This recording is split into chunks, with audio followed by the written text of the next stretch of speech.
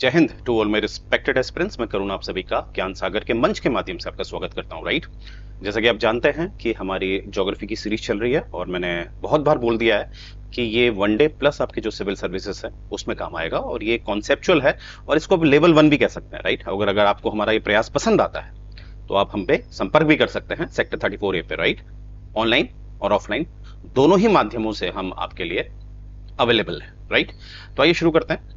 तो यहाँ पर देखिए, आज हमारी जो चर्चा है वो है अबाउट दी लिथोस्फीयर। जैसे कि आप देख पा रहे होंगे, ये है लिथोस्फीयर और यहाँ पर लिथोस्फीयर आपको दिखाया जा रहा है। ये देखिए, ये जो रेंज है इसकी यहाँ से लेकर यहाँ तक दिखाई जा रही है रेंज, जिसमें नीचे आपको एस्थेनोस्फेयर दिख रहा है। और कभी कभी बहुत सारे जो बालक बालिकाएं हैं, और नो डाउट बुक्स में भी कभी कभी क्या दिखा रखा है कि लिथोस्फीयर में अपर मेंटल का कुछ हिस्सा आता है। आई रिपीट, लिथोस्फीयर में अपर मेंटल का कुछ हिस्सा आता है। तो बालक बालिकाएं कैसे कंफ्यूज रहते हैं कि सर लिथोस्फीयर में अपर मेंटल आता है या नहीं आता है, ये एक प्रश्न होता है। देखिए, इसका सिंपल सा आंसर है, लिथोस्फीयर में अपर मेंटल का वो हिस्सा आता है जो सॉलिड है। आई रिपीट, जो सॉलिड है। राइट, जैसे इसको ऐसे भी समझ सकते हैं आप, जैसे आप हिस्ट्री पढ़ते हैं। राइट, हिस्ट्री में हमारा पैलियोलिथिक एज होती है, पैलियोलिथिक यानी कि जिसे आप पूरा पाषाण कहते हैं। फिर आपकी मीजोलिथिक होती है जिसे आप मध्य पाषाण कहते हैं। फिर आपका न्यूलिथिक होती है जिसे आप नव पाषाण कहते हैं। राइट, तो आप समझते होंगे कि पैलियोलिथिक से जो न्यूलिथिक में जो परिवर्तन है वो एकदम तो नहीं हुआ होगा ना। जब युगों में परिवर्तन होता है, एजेस में चेंजेस होते हैं, तो एकदम तो नहीं होते। बीच में हमें एक ऐसी स्टेज दिखती है जो ट्रांसफॉर्मेशन होता है, जहां पर आपको पैलियोलिथिक की विशेषताएं भी दिखेंगी, पूरा पाषाण की भी, और आपको नव पाषाण यानी कि न्यूलिथिक की भी विशेषताएं दिखेंगी। राइट, तो ऐसा ही होता है कि जो आपका एस्थेनोस्फेयर है, अपर मेंटल आप जानते ही हैं, अपर मेंटल में हमारा एक मोल्टन स्टेज है, मतलब मोल्टन मतलब पिघले हुए पत्थर है।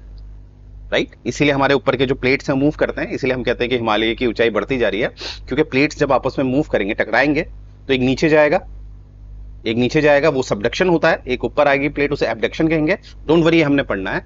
तो अगर मूवमेंट हो रहा है तो नीचे कुछ तरलता है ना, कुछ लिक्विडिटी है, तो वो एस्थेनोस्फेयर होता है। यहाँ पर जो मेंटल होता है, यहाँ पर ये मोल्टन स्टेज में है, पिघला हुआ है।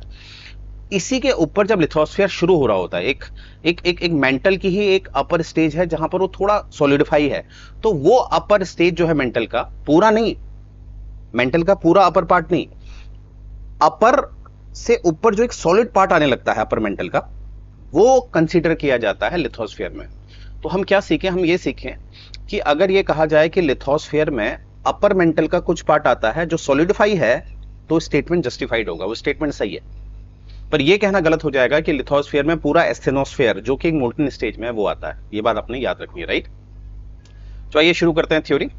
अब देखिए, लिथोस्फीयर क्या होता है। ये एक outer most rigid rocky shell होता है ऑफ द अर्थ का। ये देखिए, रॉकी शेल, जैसे हम लोग मकान बनाते हैं तो हम मकान में बनाने के लिए खुदाई करते हैं तो हमें मिलता है ना रॉकी शेल, बहुत हार्ड होता है। और इसमें क्या क्या है, इसमें होता है क्रस्ट, जो मैंने अभी आपको चर्चा करी, क्रस्ट होता है इसमें, नो डाउट। और upper portion of the mental होता है। अभी मैंने बताया था अपर पोर्शन ऑफ मेंटल आएगा नहीं आएगा, आएगा, पर वो वाला हिस्सा जो सॉलिडिफाई है, वो वाला हिस्सा नहीं है कि जो पूरा मोल्टन स्टेज में है, जिसे हम एस्थेनोस्फेयर कहते हैं। तो मुझे उम्मीद है आप समझ गए होंगे क्या मैं कहना चाह रहा हूं। इसीलिए याद रखिएगा, लिथोस्फीयर में अगर ये लिखा गया है कि अपर पोर्शन ऑफ मेंटल आता है तो वो जस्टिफाइड होता है, वो सही होता है। राइट, चलिए आगे क्या है कि जो अर्थ है वो कंपोज्ड ऑफ लिथोस्फीयर की बनी है। अभी हम चर्चा कर रहे हैं लिथोस्फीयर को, हम समझ चुके हैं लिथोस्फीयर क्या है।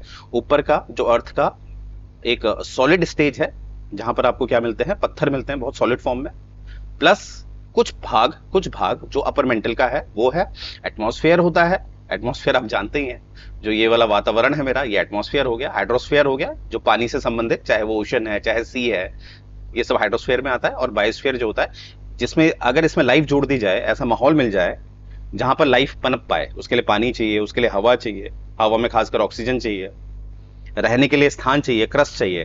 तो ये सब जब कंबाइन होता है तो लाइफ उत्पन्न होती है, तो लाइफ आ जाएगी तो बायोस्फीयर हो गया। राइट, ये बात आपने याद रखनी है। आगे बढ़ते हैं। अब स्पेसिफिकली लिथोस्फीयर की बात करते हैं। लिथोस्फीयर जो है एक सॉलिड आउटर पार्ट है ऑफ द अर्थ, जैसे कि हमने चर्चा करी। Right, atmosphere is a thin layer of gases. ये देखिए, ये सारा आपका एटमॉस्फेयर है, ठीक है, ये जिसमें हम पढ़ते हैं troposphere, stratosphere, mesosphere, thermosphere, exosphere. Right, ये सब हम पढ़ते हैं। राइट,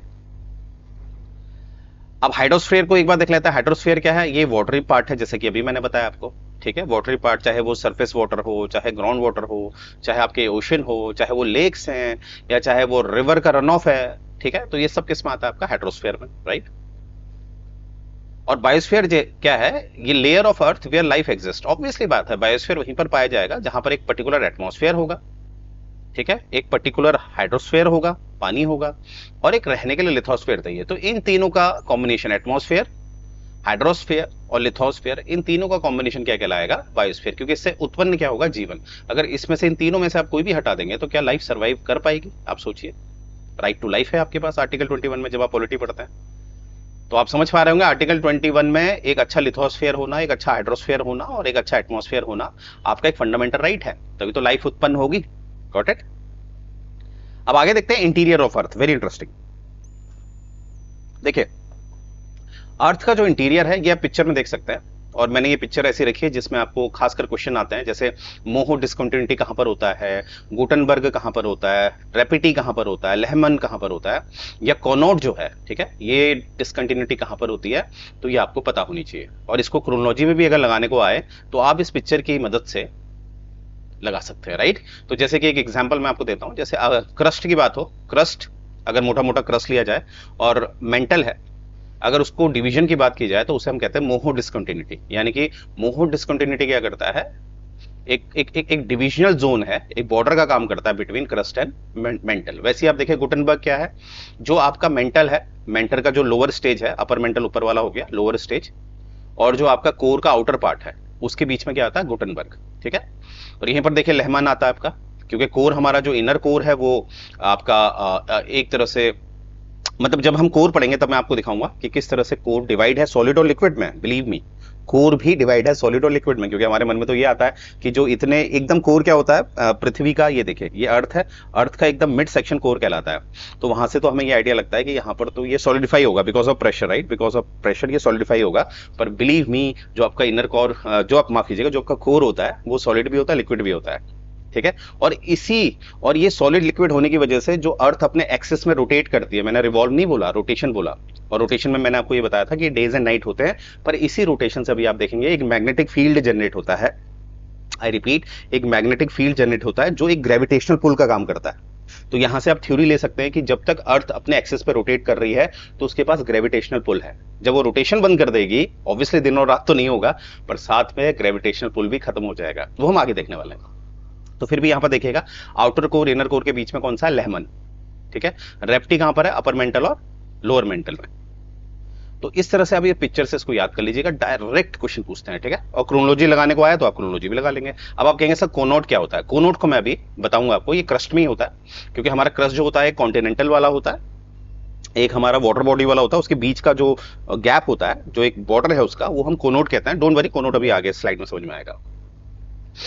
चलिए, जो क्रस्ट है is the outer layer of the earth. अभी हमने देखा ये क्रस्ट है ना, आउटर लेयर, ये वाला पार्ट हो गया आउटर, ये वाला पार्ट हो गया मिडल, और ये हो गया पूरा इनर, ठीक है। इनर सबसे अंदर क्या है, इनर, ठीक है। ये वाला इनर, ये मिडल पार्ट हो गया, ये आउटर। तो हम आउटर की बात कर रहे हैं। तो क्रस्ट क्या है, outer layer of the earth है, वेयर वी लिव, हम जहां रहते हैं वो क्रस्टी है, और इसको एक तरह से हम स्किन ऑफ द अर्थ भी कह सकते हैं। और इसकी जो चौड़ाई होती है वो आपको 3 किलोमीटर से 30 किलोमीटर की दिखेगी, चौड़ाई कम ज्यादा दिखेगी। क्यों? क्योंकि जो आपका ओशंस होते हैं, सीज होते हैं, ओशंस होते हैं ना, महासागर होते हैं, उनके नीचे जो चौड़ाई है वो सबसे कम होती है, तो उसको हम मान सकते हैं 5 किलोमीटर के आसपास। और जो आपके बड़े बड़े पहाड़ होते हैं, जैसे हिमालयाज है, इतना ऊंचा है, तो वहां पर आपको क्या दिखेगा, मैक्सिमम 30 किलोमीटर तक ये ऊंचा दिखेगा, right.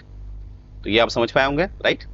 Thickness of the crust is greater below the continent. बिल्कुल मैंने बताया था, जो कॉन्टिनेंट होते हैं उसके बिलो आपको थिकनेस ज्यादा दिखती है, इसीलिए तो हम कहते हैं, जैसे आप कभी नैनीताल आप सुनेंगे, उत्तराखंड में एक बड़ी खूबसूरत जगह है नैनीताल, और नैनीताल की ऊंचाई जब आप देखेंगे तो 1920 मीटर के आसपास है, आसपास, हाँ 1920 मीटर के आसपास इसकी ऊंचाई है, लगभग 2000 मीटर में ये बसा हुआ ऊंचाई में, अबव सी लेवल। सी लेवल को हमने एक मीडियम माना है, उसी से हम ऊपर मानते हैं, तो इसीलिए आप देखें कॉन्टिनेंट की ऊंचाई काफी ज्यादा होती है, राइट। कॉन्टिनेंटल क्रस्ट अब यहां पर दिख जाएगा आपको, देखो ये है आपका सी, ठीक है, ये है आपका सी, और ये रेड वाला पूरा मेंटल है आपका। तो यहां पर देखिए ये डिस्टेंस आपको कम दिख रही होगी, और वहीं पर देखिए ये डिस्टेंस आपको कितनी ज्यादा दिख रही है, राइट। तो आप समझ पा रहे होंगे, ये जो कॉन्टिनेंटल एरिया होता है इसका जो विड्थ है, चौड़ाई है, वो काफी ज्यादा है, और यहां पर क्या है, काफी कम है, राइट। इसीलिए हमने प्रीवियस स्लाइड में देखा था, ये जो विड्थ है 5 से 30 किलोमीटर है, तो यहाँ पर हम 30 मान सकते हैं और यहाँ पर हम 5 मान सकते हैं, राइट। चलिए, अब यहाँ पर एक सियाल और सीमा आपसे पूछा जाता है। सियाल और सीमा क्या है? ये बेसिकली एक मिनरल के कंपोजिशन के हिसाब से बताया गया है। यहाँ पर प्रचुर मात्रा में ये धातु पाए जाते हैं, ये मिनरल्स पाए जाते हैं, उस हिसाब से हम क्या कह देते हैं, ये जो आपको कॉन्टिनेंटल का है ये वाला गैप, इसे हम सियाल कहते हैं। तो अगर आप देखेंगे सियाल यहां से तो आपको लगेगा ये बहुत नीचे तक है, पर इसको जनरली हम क्या कहते हैं, सियाल जो है वो सीमा के ऊपर आता है। देखिए यहाँ पर सीमा है, इसको आप सियाल समझ लीजिए।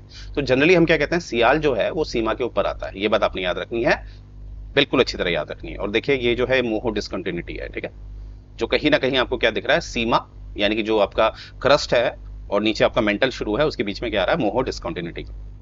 तो याद रखिएगा, सियाल और सीमा को अगर क्रोनोलॉजी में लगाने को आए तो सियाल आपका ऊपर आता है, सीमा आपको नीचे आता है, ठीक है।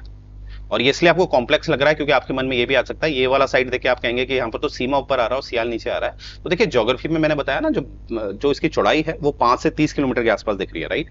तो उस वजह से क्या होता है, थोड़ा कॉम्प्लेक्स बनता है। तो किसी भी कॉम्प्लेक्स को थ्योरी में समझने के लिए हम उसे जनरल कर देते हैं। तो जनरल में हमें ये समझ में आता है कि सियाल ऊपर आता है, सीमा नीचे आता है, राइट। ये बात आपने याद रखनी है, राइट। और ऐसे भी याद सकते हैं, किसी भी ओशन बेड के नीचे जो होता है वो सीमा होता है, कॉन्टिनेंट के जो नीचे होता है वो सियाल होता है, राइट। ये बात आपने अच्छी तरह याद रखनी है। तो यहाँ पर देखिए क्या लिखा है, कॉन्टिनेंटल क्रस्ट जो है वो बना हुआ है किसका, सियाल का, और जो ओशनिक क्रस्ट है वो किसका बना हुआ है, सीमा का। तो जनरली क्या होता है, समुद्र की सतह जहां हम रहते हैं उससे नीचे होती है, राइट। तो याद रखिएगा, सियाल ऊपर, सीमा नीचे।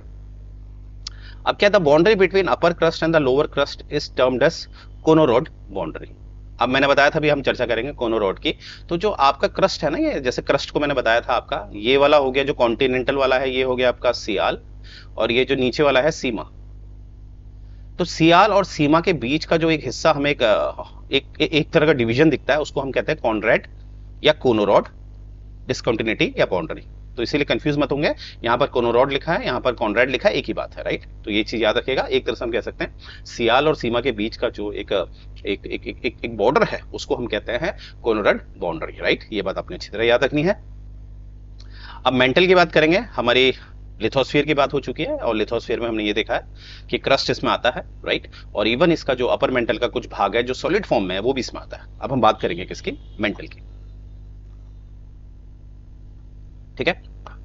अब मेंटल देखिए, मेंटल जो है वो ज्यादातर सिलिका, मैग्नीशियम और आयरन का बना हुआ है, और ये कहीं ना कहीं किसके बीच में आता है, लोअर क्रस्ट और आउटर कोर। ये देखिए, ये कोर है, जो कोर एक इनर कोर होता है, एक आउटर कोर होता है, राइट। और आपका जो क्रस्ट है, क्रस्ट में भी एक अपर क्रस्ट कह देते हैं हम, लोअर क्रस्ट कहते हैं, उसके बीच का हिस्सा क्या होता है, आपका मेंटल होता है, वो इसमें लिखा है। और इसकी जो थिकनेस है बहुत ज्यादा है। देखिए क्रस्ट की थिकनेस क्या थी, 5 या 30 ज्यादा, पर यहाँ पर आप देख सकते हैं लगभग 3000 किलोमीटर की इसमें थिकनेस है, लगभग, ठीक है।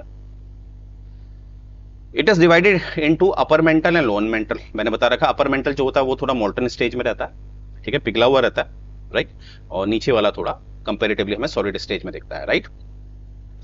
तो यहाँ पर क्या कहा गया है, मेंटल जो है जनरली वो सॉलिड स्टेज में है। जनरली तो आमतौर पे तो सॉलिड स्टेज में ही है, पर उसका कुछ भाग ऊपर का क्या होता है, मेंटल का, ठीक है। ये बात माफ कीजिएगा, जो ऊपर का कुछ भाग होता है मेंटल का वो थोड़ा सा लिक्विड फॉर्म में होता है, ठीक है।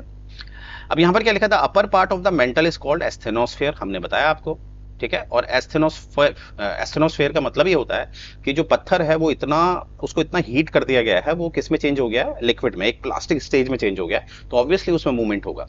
तो यहाँ पर मूवमेंट क्या होता है, फ्लो एंड मूव, ठीक है। इसीलिए तो हमारी प्लेट्स जो होती है, टेक्टोनिक प्लेट्स जो होती हैं, जो हम आगे पढ़ेंगे आपको दिखेगा, वो मूव करती हैं, right, because of this asthenosphere. तो यहाँ से हमने क्या सीखा, अगर एस्थेनोस्फेयर नहीं होगा तो प्लेट्स का मूवमेंट भी नहीं होगा, राइट।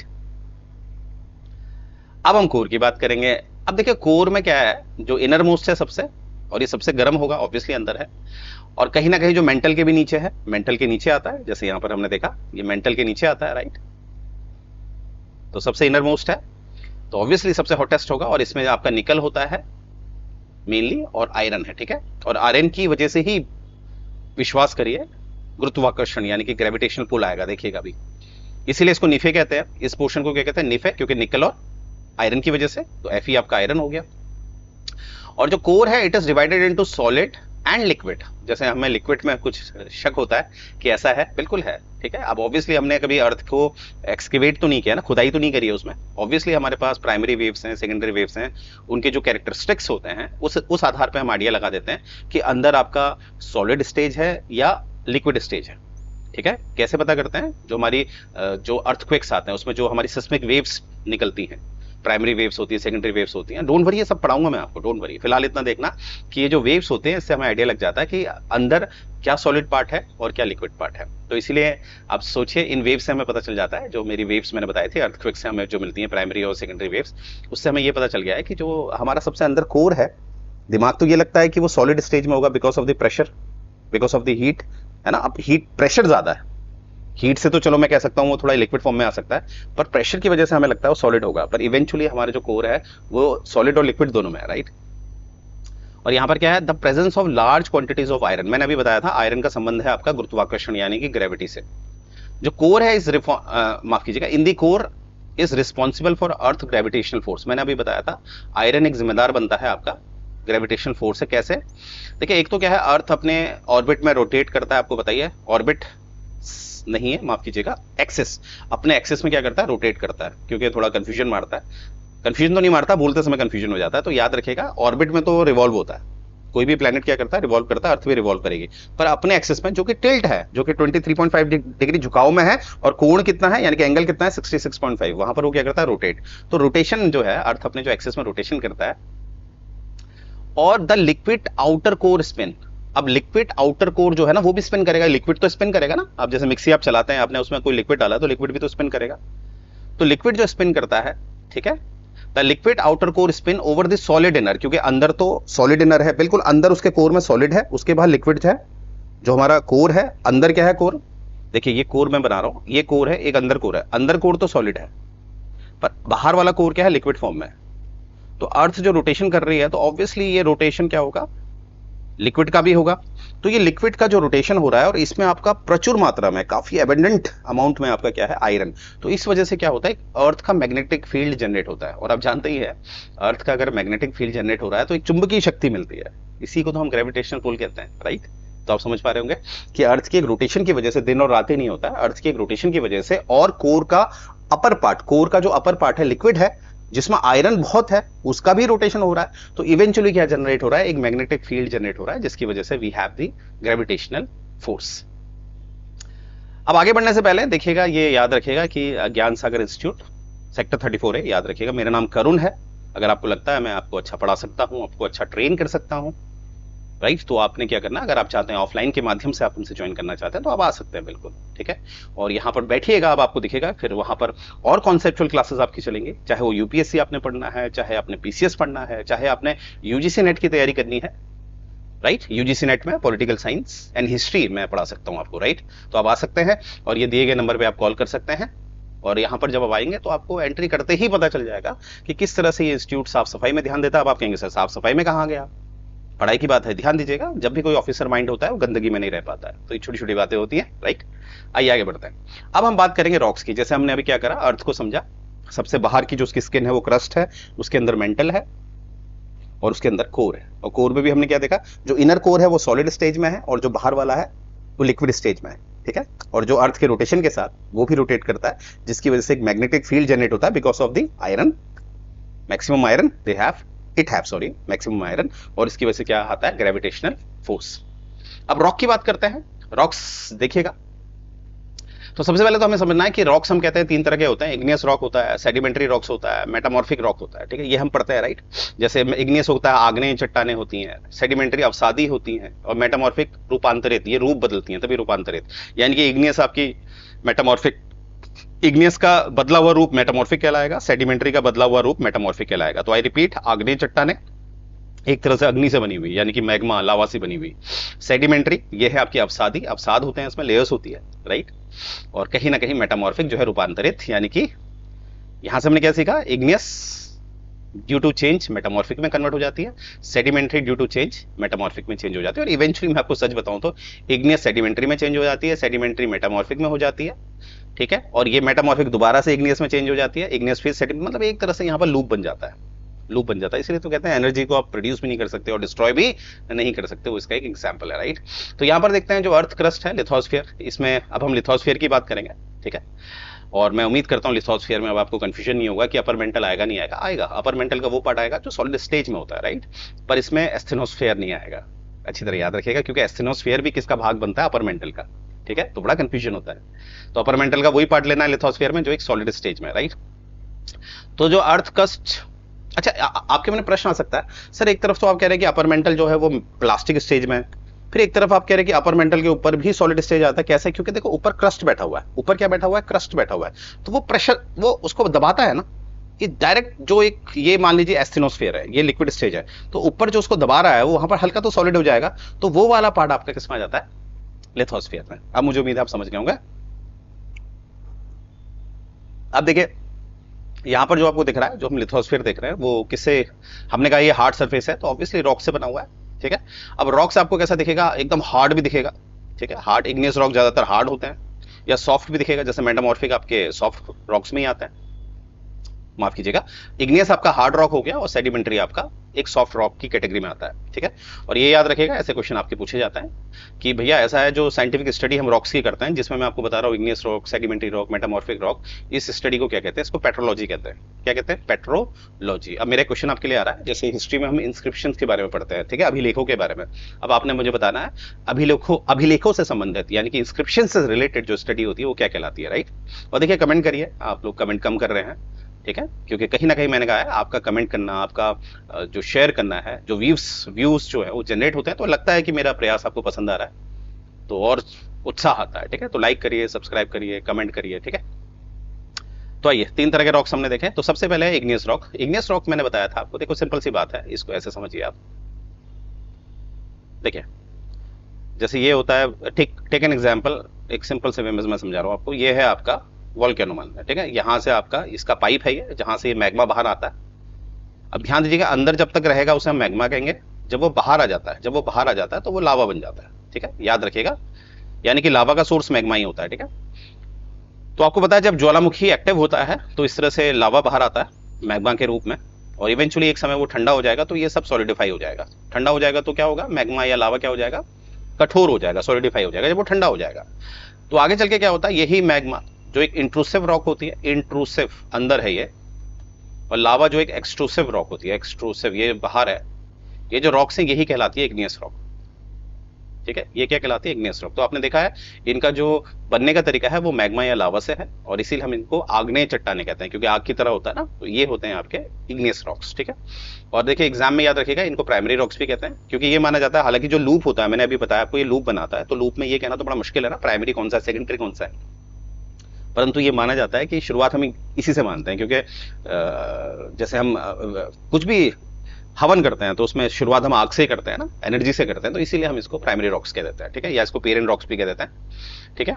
और ये कहीं ना कहीं फॉसिल्स इसमें बिल्कुल भी नहीं होते हैं, ठीक है। क्या होता है इसमें? किसी भी तरह के जीवाश्म जो हैं, जो फॉसिल्स हैं, बिल्कुल भी नहीं होंगे। क्यों नहीं होंगे? ऑब्वियसली इतनी गर्मी में कौन आएगा भाई, है ना, कौन सा मच्छर मक्खी बैठेगा भाई इसमें, है ना, तो इसमें फॉसिल्स तो होंगे ही नहीं। और ये संबंधित किससे हैं? वोल्केनिक एक्टिविटीज से, मैंने आपको बता ही दिया था अभी, मैग्मा से ही उत्पन्न होता है लावा। These rocks are used for construction work. Obviously मैंने बताया ये इस तरह से बन रहे हैं, ठीक है, क्योंकि ये बहुत गर्म से फिर धीरे धीरे ग्रेजुअली ठंडे होते हैं, धीरे धीरे ग्रेजुअली ठंडे होते हैं। तो ऑब्वियसली कोई भी चीज धीरे धीरे ग्रेजुअली ठंडी होगी तो ऑब्वियसली वो स्ट्रांग होगी। और इसका इस्तेमाल किसमें किया जाता है? जैसे घर बनाने में, कंस्ट्रक्शन में, ठीक है। और इसके एग्जांपल हैं ग्रेनाइट, पेगमाइट, बसाल्ट। और मैंने कोशिश करी है ये जो आपके जितने भी इग्नियस रॉक्स हैं मोस्टली वो मैंने यहाँ पर दिखाए हैं जो एग्जाम में पूछे गए हैं। अब क्वेश्चन है क्या सर ये मुझे रटना पड़ेगा, मुझे याद करने पड़ेंगे? बिल्कुल, मैच द फॉलोइंग आता है। जैसे गैब्रो पूछ लिया, गैब्रो क्या है, तो आप कहेंगे गैब्रो क्या है? Igneous rock. ग्रेनाइट पूछ देंगे, आप क्या होगा? ग्रेनाइट क्या है? Igneous rock, right. वैसे सेडिमेंट्री रॉक्स देखिए। अब सेडिमेंट्री रॉक्स का क्या होता है? देखिए इसको सिंपल सा दिखा देता हूं मैं आपको। सेडिमेंट्री रॉक्स क्या होते हैं? जैसे मैंने कहा ये आपका एक इग्नियस रॉक है। अब देखिए आप जानते हैं हमारा एक मूविंग एजेंट होती है, विंड होती है, एयर होती है, सो माफ कीजिएगा, विंड होती है और एयर। अच्छा, विंड और एयर में क्या डिफरेंस होता है? ऑब्वियसली एयर जो है जब वो थोड़ा मास में मूव करती है तो वो विंड कहलाती है, ठीक है। जब वो थोड़ा हैवी डेंसिटी में मूव करती है तो विंड कहलाती है, ठीक है। और मैंने कहा जो मूविंग एजेंट है वो आपके विंड है या एयर है या आपके वाटर है ना, रिवर वाटर होता है जो मूवमेंट करता है, तो ऑब्वियसली वो क्या करेगा? एक तरह से डेनुडेशन का काम करेगा। अब ये डेनुडेशन क्या होता है? डेनुडेशन का मतलब होता है denudation is equal to erosion plus transportation. Transportation इसे हम क्या कहते हैं? डेनुडेशन। यानी कि किसी चीज को इरोजन मतलब होता है काटना, है ना। जैसे नदी क्या करेगी? किसी पत्थर को कंटिन्यू क्या करेगी? काटेगी। अब इसका मतलब ये नहीं है कि ये 1 मिनट या 1 दिन या 2 साल, ये मिलियंस ऑफ ईयर की बात बता रहा हूँ, ठीक है। तो इरोजन होता है, कंटिन्यू कटाव होगा, ठीक है, काटेगा, और उसको काटने के बाद वो उसको ट्रांसपोर्ट कर देगा, यानी कि एक जगह से वो जो पत्थर में से जो अपने मिट्टी बाहर कर दी है, चूरे बाहर कर दिए, उसको सिल्ट बाहर कर दिया है, रेता बाहर कर दिया है, वो कहीं ना कहीं तो मूव करेगा, क्योंकि उनका वेट हल्का है, तो एयर हो या वाटर हो वो उसको मूव कर देगी। तो टेक एन एग्जाम्पल, जो हमने सीखा है उसी हिसाब से हम देखते हैं कि एक पत्थर है, एक इग्नियस रॉक है मान लीजिए, ये थोड़ा थोड़ा कटा ऐसे ऐसे ऐसे, और इसको मूविंग एजेंट ने यहाँ खड़ा कर दिया, ठीक है, ऐसे जमा कर दिया, तो एक लेयर ये बन गई, जमा कर दिया, इसमें समय लगेगा। इसी बीच क्या हुआ, एक यहाँ पर कुछ मरा हुआ जानवर इसमें गिर गया, मरा हुआ जानवर, जैसे जानवर के लिए मैं येलो का इस्तेमाल कर लेता हूँ या किसी और कलर का, अब मानते हैं मरा हुआ जानवर इसमें आ गया, या कोई मच्छर है, मच्छर इसमें बैठा तो उसके पाँव इसमें फंस गए, ठीक है, कोई मिट्टी मिट्टी है, मच्छर फंस गए, हो सकता है इसमें पानी का भी थोड़ा सा हो, पानी से मूव हुआ है तो क्ले का रूप ले लेता हो, चिकनी मिट्टी बन जाती है।